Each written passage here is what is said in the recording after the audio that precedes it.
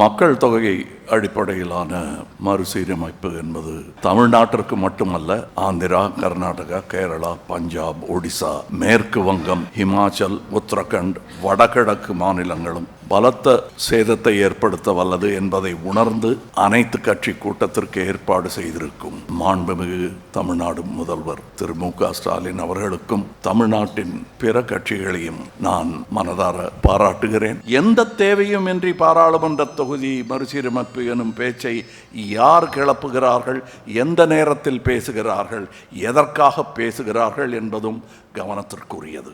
மாநிலங்கள் உரிமைகளில் தலையிடுவதும் வருடாந்திர பட்ஜெட்டில் தேர்தல் வரவிருக்கும் மாநிலங்களுக்கு மட்டுமே அதிக நிதி ஒதுக்குவதும், தமிழ்நாட்டிற்கான நியாயமான நிதி பகிர்வை மறுப்பதும், பேரிடர் காலங்களில் நமது கூக்குரலுக்கு செவி சாய்க்காததும், மும்மொழி கொள்கை எனும் பெயரில் ஹிந்தியை திணிப்பதும், எம் பேச்சை கேட்டால்தான் நிதி தருவேன் எனும் மிரட்டுவதும் ஒன்றிய அரசின் செயலாக தெரியவில்லை.